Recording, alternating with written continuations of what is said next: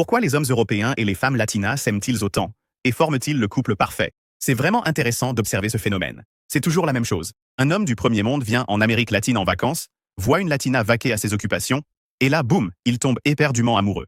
Il ne parle pas espagnol, et elle ne parle pas anglais. Alors ils communiquent comme des hommes des cavernes, en utilisant le langage le plus ancien qui soit. Et à la grande surprise de l'Européen, son amour est réciproque. La latina est attirée par lui. Ils passent du temps ensemble, et l'amour triomphe, franchissant les barrières de la distance, des différences culturelles et des difficultés de communication.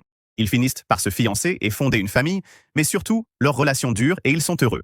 Elle est heureuse avec son Européen. Elle l'admire et le respecte, et lui est complètement fou de sa petite latina pleine de fougue. Mais pourquoi cela arrive-t-il? Pourquoi les hommes européens et les femmes latinas s'adorent-ils? Analysons cela. Au moment où il la voit, ses yeux se transforment en cœur. Pour lui, elle est déjà un solide 9,5. Physiquement, il la trouve superbe, et en plus, elle est joyeuse, affectueuse et chaleureuse. Il a l'impression de se tenir devant une fleur exotique, bien au-dessus de sa catégorie. Chez lui, une 9,5 ne lui accorderait même pas un regard. Il n'est qu'un 7, un gars moyen. Alors il se sent incroyablement chanceux qu'elle l'ait remarqué. Mais ça, c'est juste son point de vue. Dans son pays d'origine, elle n'est pas considérée comme un 9,5.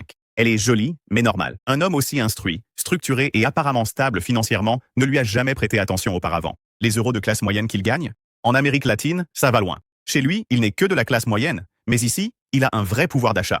Elle le voit comme une relation sérieuse, un homme bien éduqué, à l'aise financièrement, qui est complètement fou d'elle. Pour elle, qui se sent comme un 7 dans son propre pays, il est un 9, et elle l'admire et le respecte. Voilà donc comment ils se perçoivent l'un l'autre. Ils ont tous les deux l'impression d'avoir décroché le gros lot, que leur amour est vraiment réciproque. Ce qui m'étonne en Amérique latine, c'est à quel point on peut s'élever dans la vie si l'on travaille dur et qu'on reste constant. Les choses les plus importantes.